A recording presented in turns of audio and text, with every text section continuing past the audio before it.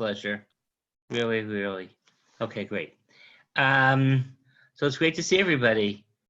Tova, you're like I can only see like like vertically or something like that. Okay, great. Okay. So as Rabbi mentioned, I would like to focus on some halachic issues dealing with Corona. And yes, it's being recorded for those who asked. And I wanted to share with you something. Rabbi Sally, can you just allow me to share? Or Done. Thanks. Okay. Okay. Just for a few moments. And okay, let's start. So there's a famous Agadic, and feel free to ask questions during our learning together, whatever you're doing, feel free. There's a famous question, Agadic story, or there's a famous Agadic story about Rabbi Yisrael Salanter. They say the same thing about Rav Chaim from Brisk. But the story is that Rabbi Yisrael Salanter on Yom Kippur morning in the 1830s during the cholera epidemic, and Yom Kippur morning got up, made kiddush, and ate in front of the whole community. And of course, there's always lay leaders, congregants who think they know better than the rabbi. So they asked him, Rabbi, how could you be mechalel? How could you desecrate or mevazeh, or basically in some ways destroy the integrity of this holy day of Yom Kippurim by eating? And his response was that it's not that I'm makil on laws of Yom Kippur, but rather I'm machmir on the laws of Pekuach Nefesh. That's what his comment was. And indeed, that issue is something that's very important. And we see that in a few different laws. For example, in the source number 1, this is an encyclopedia known as the Stei Chamet. It speaks about the following. Can you guys see the sources? Can you see them? Okay, great. He says the following: Masha omrim harofim hamumchim, the expert doctors. If someone leaves their house, if he leaves basically, or she leaves their houses basically without eating, the blood is on their head in the time of cholera, God forbid, that they put themselves at risk. So muvan mizeh, we can understand from here, that if they wouldn't leave their home on Yom Kippur, they wouldn't go to synagogue, they wouldn't go to shul, the fast wouldn't really hurt them. In Cain, b'Yom Kippur, it's better for them to fast.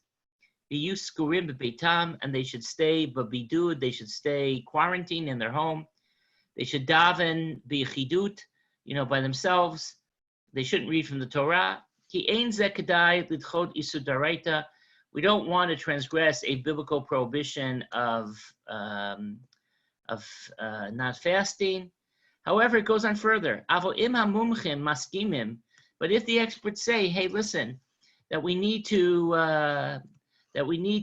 in order for the cholera epidemic not to affect us, shatanit atzmo magzik, that the fast hurts us no matter what."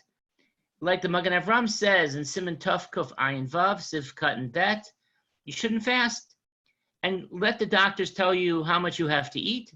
If you can eat less than the requisite amount that still allows you to fast biblically, you should do that. If not, you should eat what you need to eat. This idea is also found,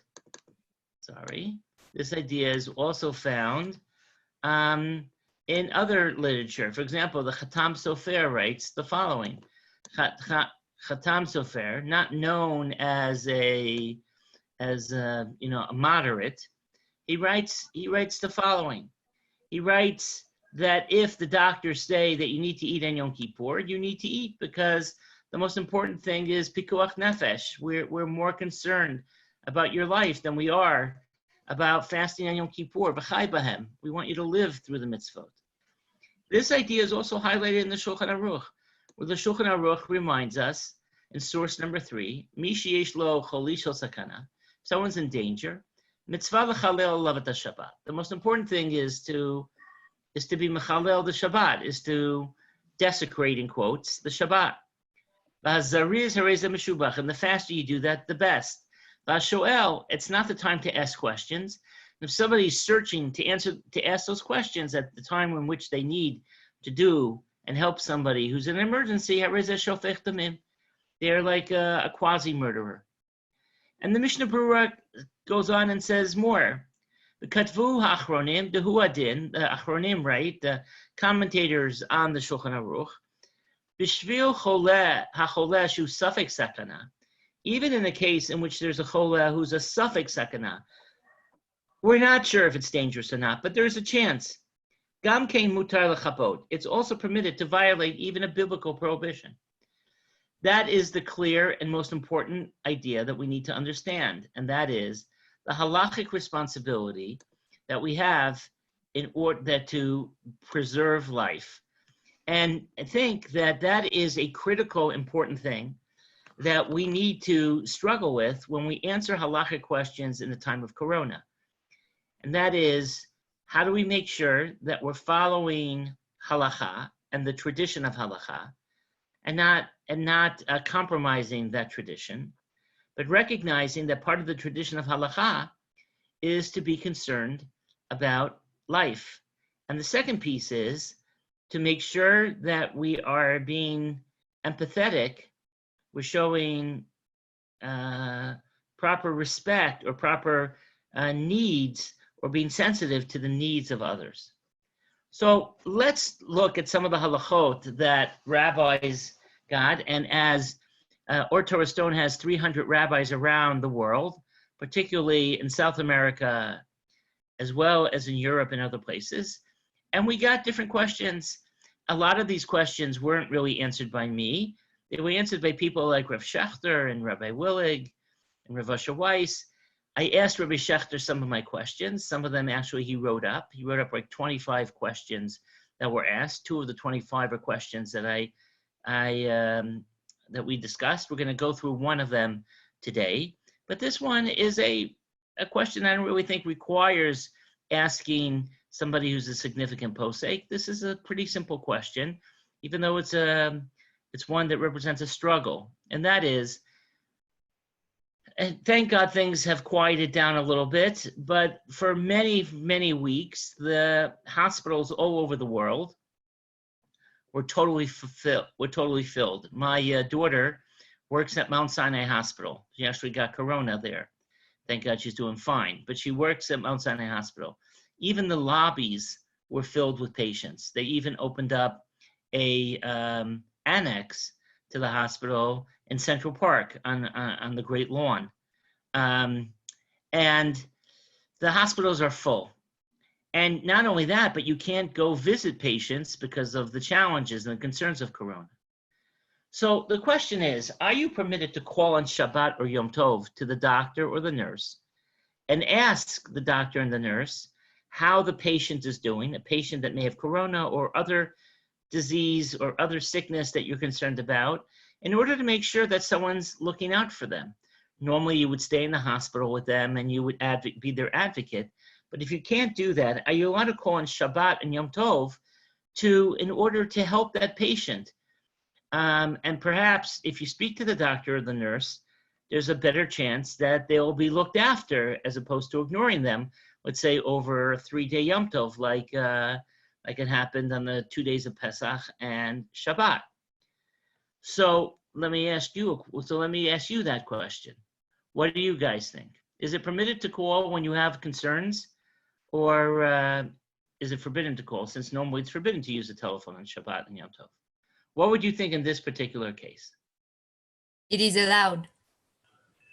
Okay, why? I'm not sure. I just think it is. Okay, well, it's nice to know that your hunch is correct, but it's also would be not. Why do you think, or if someone can help? Yes, it's a suffix pikuach nefesh. We're living in a significantly dangerous time. It's not the time to go visit hospitals. They don't even let you go visit hospitals. You have to be concerned about the patient. And therefore, to pick up a phone on Shabbat or Yom Tov and simply ask or advocate for the patient would be permitted, even though we don't normally permit use of telephones on Shabbat or Yom Tov. But in this case, I think it would be permitted for the reasons we just said. It's a suffix b'kuach nefesh. In the same way, you would be permitted for a suffix b'kuach nefesh to do an issa d'oraisa, namely extinguish a flame or things of that nature. Or in this case, talking on the phone is probably an issa d'rabanan, so that would be permitted also. What about the following case? You have an elderly parent or grandparent, and the doctors are concerned they have to be alone, but the doctors are concerned that he or she might get depressed, and it's a 3-day Yom Tov, and you're worried about this depression. The doctors aren't sure that there'll be depression, as if they would sure there would be a definite pikuach nefesh, but they're not sure, but they have some concerns. Can you call your grandmother or grandfather who's living alone, or a member of the family, or a relative, or not even a member of the family, who you are concerned that the depression of being alone might make that person compromise their life, either psychologically or physically? Psychologically is as challenging as physically from a halacha perspective. So could you call that person on Shabbat or the Chagim? What do you think? Yes, they did on Pesach. I'm sorry? People did on Pesach. Like that was kind of what Was the that the day of posting said. Pesach? Yes, but Ayala, why is that true? Why? You're right. Because again, it's mental health is a factor when in Bikuach Nefesh. Exactly. So these are the halachot that we learned that help us answer those types of questions. Okay? Let's go on to another example of an issue that was really challenging, really challenging, that thank God wasn't challenging in America, but was challenging in other places. Here's the question. In Europe and other places like Singapore, Buenos Aires, and in other places in Europe, there was a rule for a while that they wanted anyone who had corona for the body to be cremated because they were concerned about somebody else getting corona. And not only that, the rule in most communities outside of, Israel, it's not an issue, but outside of Israel is that if a Jew decides and signs a contract to cremate their body, we don't let them be buried in a Jewish cemetery. The reason for that is we don't want people to cremate their bodies. It's a desecration of the body. It's 100% forbidden from the biblical perspective, from a Torah perspective. So we don't want them to do it, so we don't let them be buried in a Jewish cemetery. So here's the question. The question is, what happens if in a certain country, it's not the person who passed away, it's not the deceased, it's not that person who wanted his body to be, or her body to be cremated. It's a requirement of the state because he or she had corona. Can that person then be buried in a Jewish cemetery when the cremation is not a factor of his or her responsibility, his or her signing a contract and basically preparing for that, but rather it is something that happened because the state demanded it? The state. Yes, Leah. I feel like they should be allowed to be buried in a Jewish cemetery, given that it's a state mandatory thing, and it'd be a bigger dishonor to this person to not bury them in a Jewish cemetery because of this. Okay. Anyone want to add? If they're getting cremated because of the law, then it's not, and you're following the law, you're supposed to be law-abiding citizens, that's more important, then like why should one affect the other? Mm-hmm. Okay. Anyone else? Yeah. If it's because it's a suffix pikuach nefesh for other people, and that's why the state is doing that, then it would have the same rules as the other questions. Uh-huh. Okay, I'm not sure it has exact same rules, but I agree with your perspective. I actually took a pretty strong stand on this, just like you guys just did, and felt that in cases of this nature, the body should be buried for a few different reasons. And let me share them with you. Give me a second. Let me share them with you, the reasons. Sorry.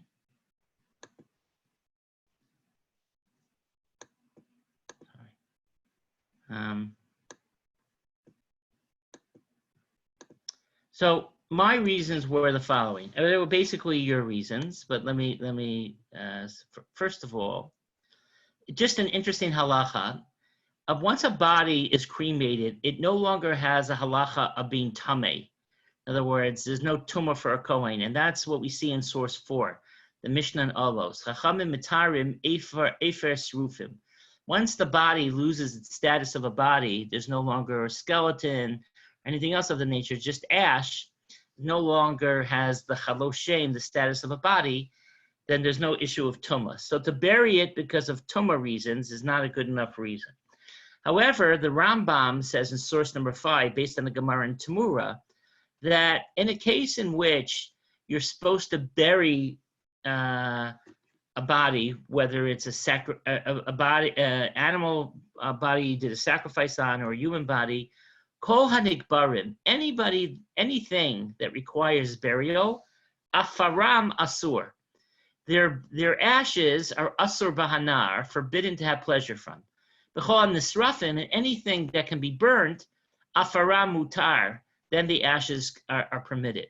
So the bottom line here is this person who tragically died from corona, and therefore the government demanded that the body should be burnt, their ashes are still asur bahana. You can't have pleasure from them. Burial allows us to make sure that you don't in any ways compromise those ashes. The next thing is that, and I think this is what you were all saying, and that is we have to show empathy to the family. The family just lost a loved one. The family is going through a challenging time. The parent didn't want their body to be burnt, to be destroyed this way. They had no choice because it's a government mandate. And they have suffered enough. So to bury the ashes in a Jewish cemetery is not just a tribute to the deceased, it also pays honor to the living.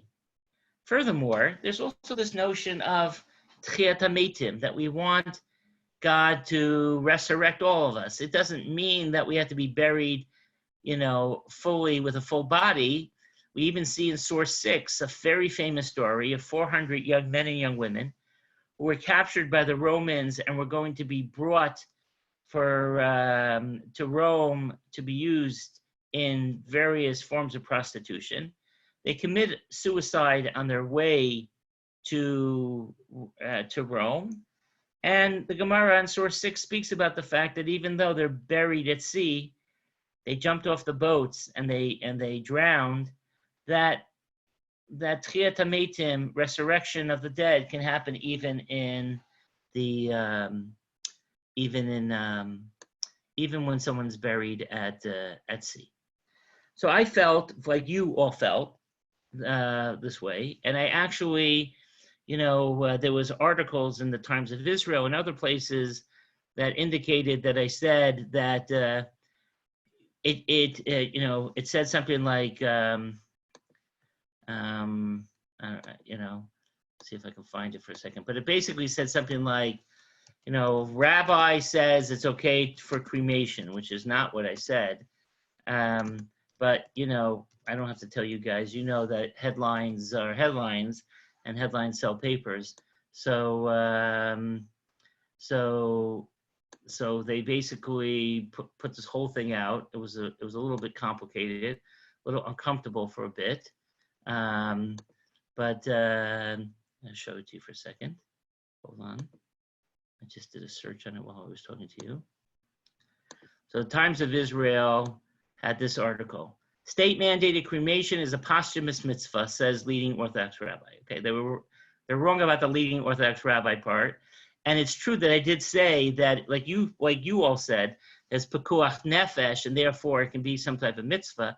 As you can see from the shares, it went around 2,836 shares.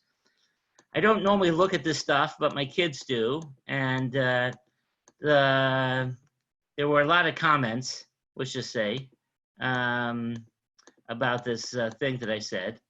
But most important thing is that while the headlines were quite bombastic, the truth is that if you looked in the a leading Orthodox ruled that Jewish communities in Europe should embrace cremation if the government requires it. That's what you guys said also. But I said it's 100% usser. It's 100% forbidden. But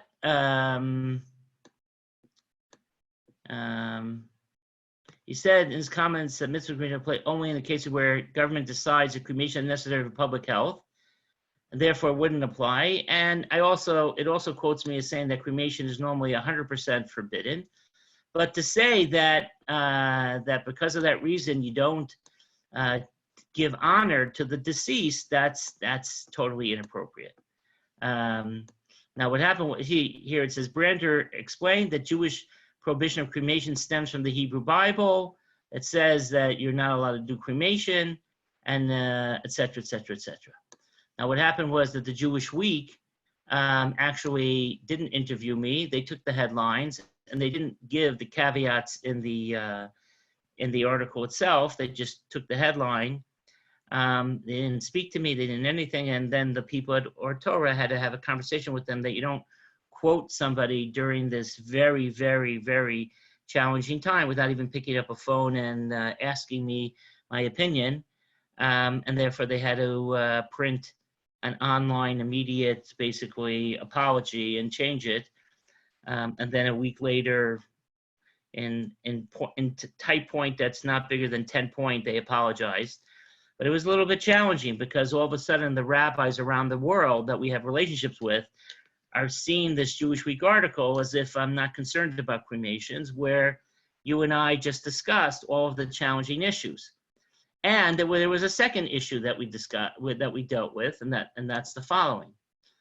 And here's the real issue that we had, and that is what happens, and this happened in a lot of governments in Europe. The government said, listen, Jews bury fast, others don't. So if you bury within 24 hours, we'll let you bury a body, even that's corona. But after 24 hours, anybody that had corona, because we don't want anyone else to get the disease, has to be cremated. So what happens if someone dies on Friday night? They die on Friday night, and if we wait till Saturday night, Sunday, we're going to have to cremate the body. But if we bury on Shabbat through non-Jews, we can bury without cremating the body. That's the questions that we started to get. So you guys were no longer in session, so I couldn't ask you your opinion. But I'm asking you your opinion now. What do you think? Can you repeat the question, please? Sure. The states, countries around Europe and South America made a rule that if somebody had corona and died from it, if they're not buried within 24 hours, you have to burn the body.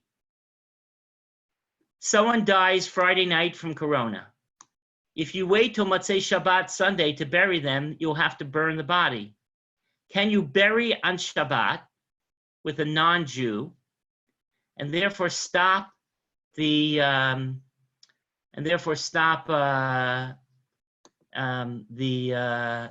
need to cremate the person? Bury on Shabbat with a non-Jew, or cremate the body on Sunday morning and keep the Shabbat? Understand the question? Yeah, thank you. Okay, what do you guys think? Can I ask a follow-up question? Yeah, sure. What are the halachic problems with burying someone on Shabbos? If you had, like, if the non-Jew is burying, like, what other halachic issues would there be? Okay, well, we don't ask non-Jews to do anything on Shabbat. It's Right. not like, I'm saying, so taking get out of jail free card. right. Amir la'akum is only permitted, when it's in particular, when it's an Issa D'Rabbanan, and in particular cases where it helps the spirit of Shabbat and things of that nature. It's called Shvus to Shvus b'makom mitzvah. I'm not sure that's in that category. It's not a celebration of Shabbat to bury the body. So this is an example of a case. Well, what do you guys think? I'm just not sure what takes precedent, whether Shabbos is more important, like a dead body, burying the body by a dead person, or burning the body. I'm not sure that. That was exactly my issue. So on this, I went to Rabbi Schechter and I asked him the question. And a very famous rabbi in Israel, we asked him the question also. His name is Rabbi Raza, who's a pretty big expert in this stuff. So he asked, Rabbi Schechter writes, in Be'ezim Medinot Yachrizu, they'll announce, Shekol Shalom Yanichu Likbor Tameis B'Shabbat B'Yom Moto Yisrafu et Gufo. If they don't bury within 24 hours on Shabbat, they'll burn the body. Nira Pashut Shesrichim Livchor B'Miut Hara. You have to choose the better of two evils, so to say. And based on the Gemara in Eruvin on Daf Kuf, that sometimes you have to choose the best of two bad things, or two options. He said that it's permitted to tell a non-Jew to bury the body on Shabbat. And that's what we did. We told our rabbis that they're allowed to bury the body on Shabbat with non-Jews, not with Jews. But in honesty, most burials are happening anywhere in the world right now, except for Israel, but even in America, no Jews are burying bodies right now. They're using professional grave diggers because they are concerned about the spread of infection. So all of those issues, in many ways, non-Jews are burying anyways because of the reality of the current situation. So that's what we did. Okay? So I just wanted to give you first two examples of things that have to do with what I would call pretty serious issues that had to do with questions that we were getting, especially in the first week or two, pre-Pesach in particular, during the Corona issue.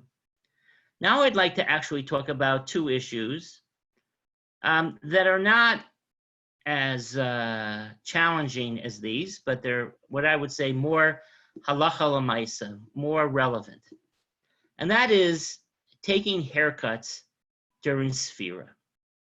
We normally have a tradition that we don't take haircuts either. There's three traditions, and they're basically started in the Middle Ages, not because of the death of Rabbi Akiva's students, but because of the challenges that happened with the Crusaders, which particularly happens during this period of time. That's why we have a tradition, even when you bench Rosh Chodesh, we say Avarachamim, because the prayer of Avarachamim was made for the First Crusade, the destruction of the communities of Speyer, Worms, and Mainz. And there is actually some interesting things about taking haircuts. When do you take haircuts? Some people don't take haircuts between Pesach and Shavuot. Some people don't take haircuts from Pesach to Lag BaOmer. Some people stop taking haircuts from Rosh Chodesh Iyar. But the bottom line is, in our time, when in America are haircut places closed or open? Closed. Closed. Okay. So so none of us took haircuts. Like, I don't need it as much as maybe some others, but the bottom line is that we didn't take even haircuts before Pesach because they were already closed. At least in Israel, they were already closed by then. They closed like 2 weeks before Pesach. So the question that becomes, what can you take haircuts now? Let's say before Lag BaOmer, can you take haircuts now? And I think you are allowed to take haircuts now, and let me explain why. In source number 10, we learn what the laws are regarding haircuts. We don't we don't take haircuts during Sfira because we treat Sfira like the Avelut, like the mourning that someone is mourning for, God forbid, the loss of a parent, the 12 months of loss for a parent. And the halacha is in source 10, Al kol meitim, on anyone who passes away, megaleach la'achar shloshim, you can start taking haircuts after 30 days, but al aviv al imo, on parents, ad shigaru bo chaverav, until your friends start to say, you got to take a haircut. You know, you look bad. It's time for you to take a haircut. And the Ramah writes, how long is that you need to take a haircut? V'shir gara, how long is that time, basically? Yesh bo plukta, there's an argument. The nohagim begimel chadashim. If you haven't taken a haircut for 90 days, you're allowed to take a haircut. So if someone lost a loved one and they haven't taken a haircut for 90 days, then they're allowed to take a haircut after those 90 days. Why? How do you get to 90 days? The reason you get to 90 days is because that's twice the amount of time that in the time of Rav Moshe Isserles, people took haircuts. People took haircuts every month and a half or so. 3 months is twice that amount of time. Comes Rav Moshe Feinstein and says the following. In the time of the Ramah, people took haircuts only every 6 weeks. But in America and other places now, people take haircuts more than that. People take haircuts actually, they take it once a month or once every 5 weeks or so. So he says that you don't have to wait 3 months, but only 2 months. This is, see what I have underlined here? L'chein mistaber shishnei pa'amim gefi haragilo, that twice the amount of time based on what's normal. Who shir hatzar l'cho medina kehargala l'cho yachid kehargalo. It's based on every single person, what their norm is. V'kiven de bedera klau mistaprim b'chol chodesh o l'shisha shvuot. You normally take a haircut once a month or once every 6 weeks. The amount of time that is considered shi'ur ga'ara, that the amount of time that you have to wait when you're in a velut of the year, which is what every Jew is in a velut during the month, during Sfirat HaOmer, is 2 or 3 months. So while the Ramah, he says, it was 3 months because they took haircuts in his time only once every month and a half, if you take haircuts or trims less than that, you're allowed to, once you've passed twice the amount of time that you normally take a haircut, let's say 2 months or 2.5 months, you're allowed to take a haircut because you fully have commemorated the Avelut Dishana, the Avelut of the year. You're still fulfilling the responsibilities of Sfirat HaOmer. So let's say, I remember the last time I took a haircut was a week before my grandson's Brit. So it was like a week before Shabbat Zachor. Okay, so like I can take a haircut now because that's past 2 months. And, I think I'm going to do one right before Shabbat. So I get that extra Erev Shabbat thing to it. But I don't have to wait until Lag BaOmer, even though Lag BaOmer is literally a few days afterwards. But the bottom line is, the halacha says that I normally this is not a relevant halacha because you take a haircut before Pesach and you're 2 or 3 months, you're already to finish Sfirat HaOmer, right? It's only 49 days max. You don't have this issue. But if you understand the roots, no pun intended, of the halacha here, then you understand that once you've passed what's called Avelut Deshana, the Avelut of the year, which is basically not taking a haircut for somewhere between 2 and 3 months or 2.5 months, according to Rav Moshe Feinstein, you no longer have the halachic responsibility to still not take a haircut because you have passed the mourning, you have fulfilled the mourning period that is required for somebody who is commemorating a loss within the year, which is what a Jew is part of during the time of Avelut of Sfirat HaOmer. Anyone have any questions what I said?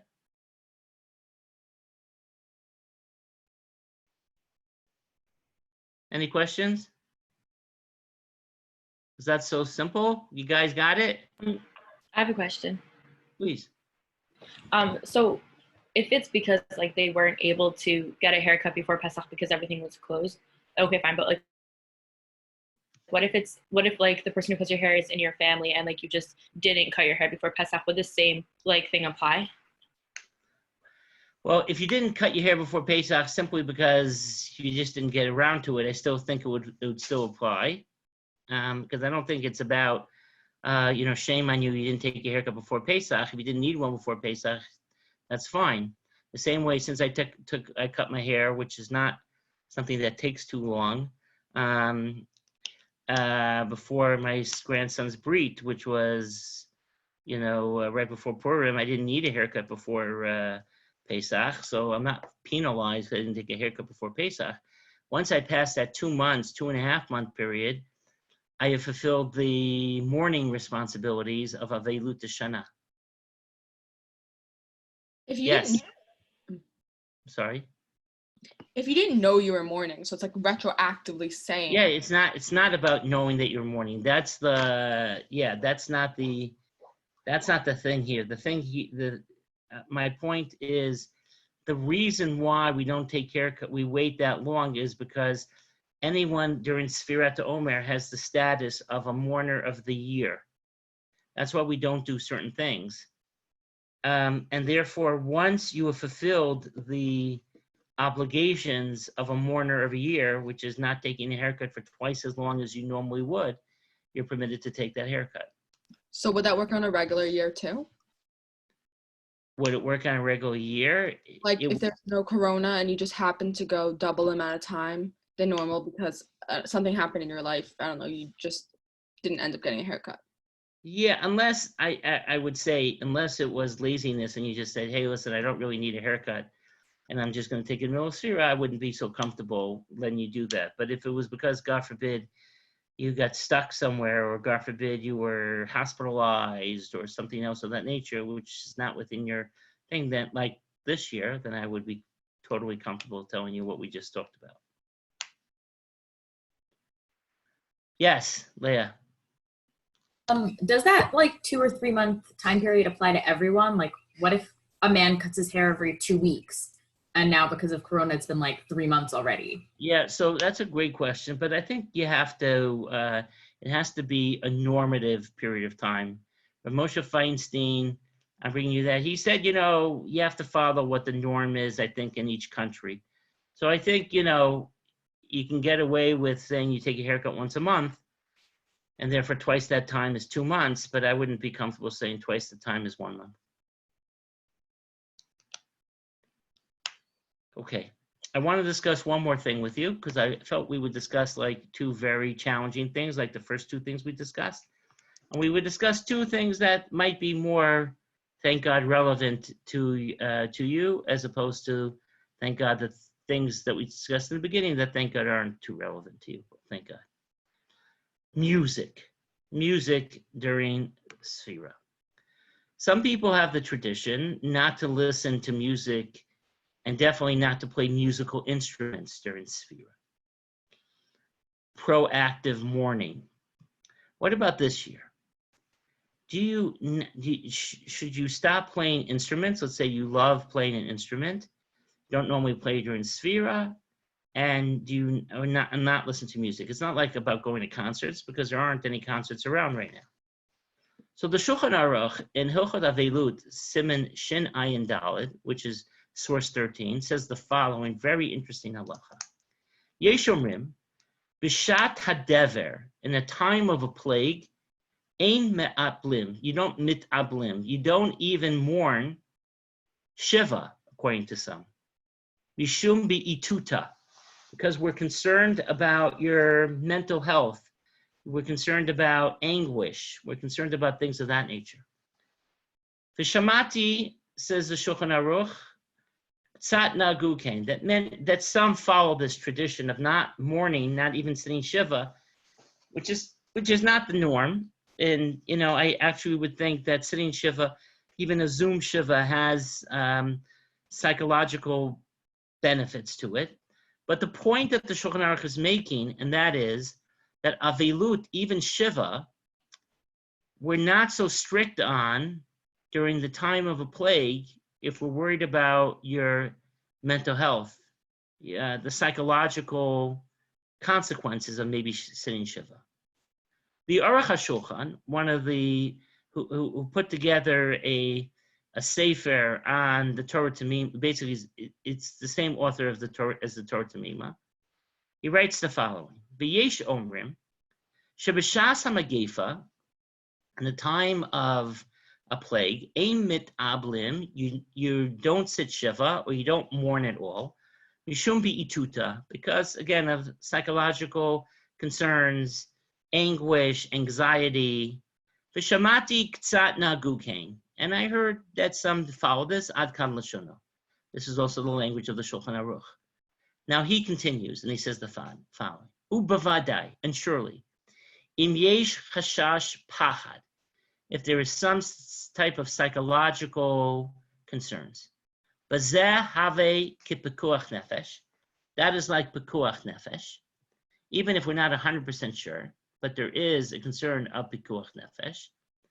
V'chein nirali, and therefore I would like to suggest that in a case of this nature, the chol chola, any person who's a chola, av she'ein bo sakana, even if there's no danger, like every one of us who is being cautious and careful now, even though, thank God, we're not in any dangers.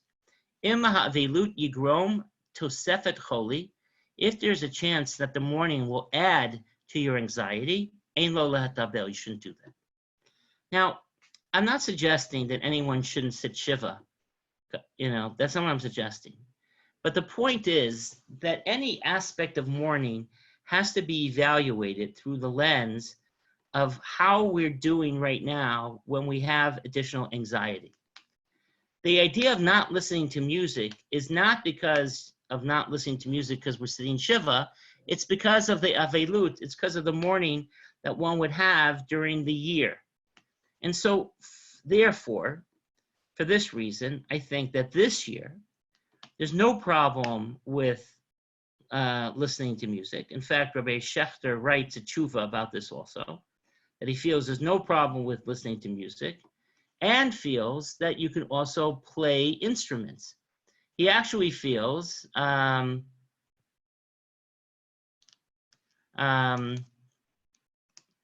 okay, I've been corrected here, you might be right, that the Aruch HaShulchan is the father of the Torah Tamima. I'll have to check that out, but I stand corrected, thank you. The point is that in our day and age, during this period of time, I think that you don't have to be concerned about not listening to music, because we have to be concerned about our mental health. And here the Shulchan Aruch clearly says, in fact, Rabbi Schechter went so far as to say that if somebody during Shiva was concerned about their mental health, he would permit them to listen to music this year. And he said he waived, basically, not waived, the Shulchan Aruch waives, the Aruch HaShulchan waives, this prohibition of not keeping certain laws of Avelut during this period of time when we're worried about our mental health.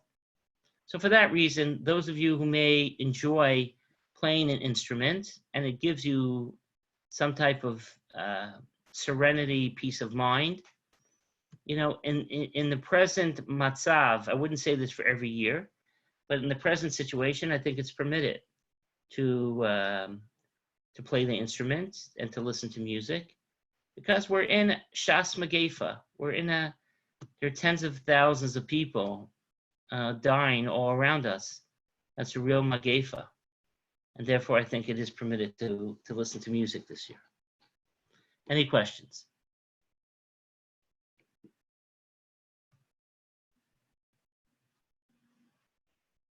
Yes. Again, just Am I on? You want to go? Sure. it's okay. I'll go for it. I have a question, which is like, for me, for instance, like I'm not experiencing Corona as like powerful or as harsh as many families are. So do you decide based on your own situation whether the music and those types of things apply, or is that a general ruling? I think it's a general ruling this year.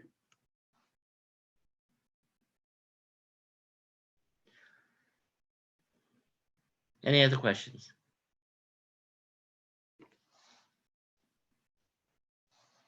Not just me thinks it. That's what Rabbi Schechter and Rabbi Willig wrote. It's not just me. It's important to realize that.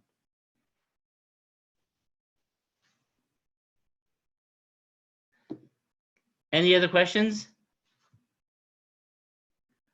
Okay, great. So listen, please all stay safe as you continue to learn virtually with your wonderful Ramim and Ramiot. And take care of yourselves. You're all important, and you need to make sure that you're finding time to take care of yourselves and be safe. And even though you all think that you're invincible because you're young, unfortunately, no one's invincible during this period of time. And you really need to make sure that you take the proper precautions. Okay? Thank you so much.